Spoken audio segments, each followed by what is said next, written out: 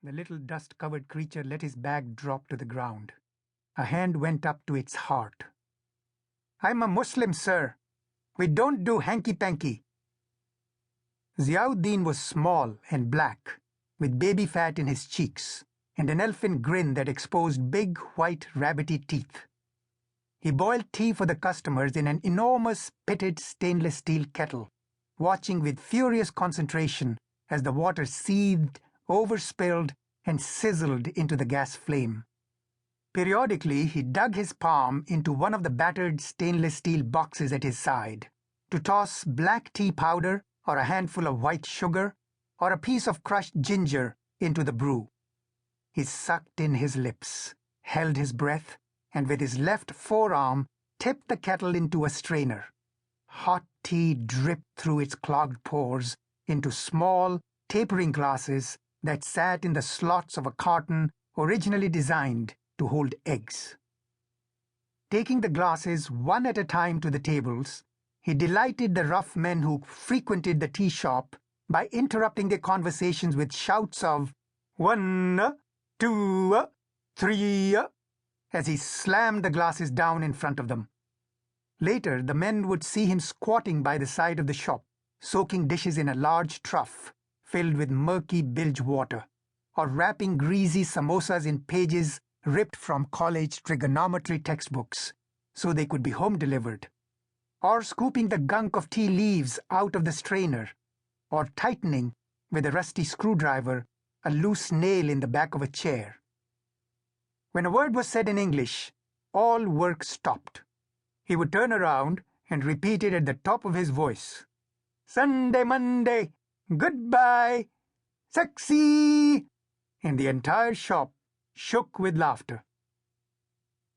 Late one evening, just as Ramanna Shetty was ready to close up, Thimma, a local drunk, who bought 3 cigarettes every night, roared with delight to see Ziauddin, his butt and thighs pressed against the giant ice box, shoving it back into the shop, inch by inch.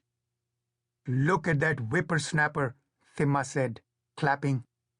"The ice box is bigger than him, but what a fighter he is." Calling the whippersnapper close, he put a 25-paisa coin in his palm. The little boy looked at the shopkeeper's eyes for approval. When Ramanna Shetty nodded, he closed his fist and yelped in English, "Thanks you, sir!" One evening, pressing a hand down on the boy's head, Ramanna Shetty brought him over to the drunk and asked, "How old do you think he is? Take a guess." Thimma learned that the whippersnapper was nearly 12.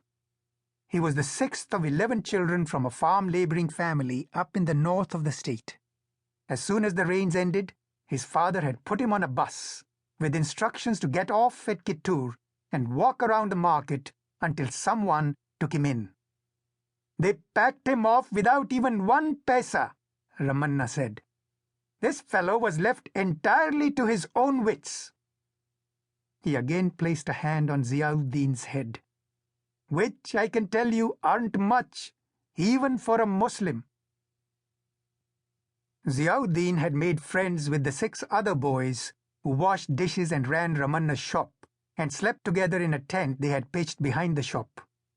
On Sunday at noon, Ramanna pulled down the shutters and slowly rode his blue and cream-colored Bajaj scooter over to the Kittamma Devi temple, letting the boys follow on foot.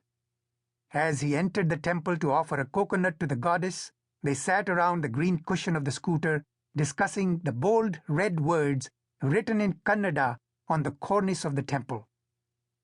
"Honor thy neighbor, thy God."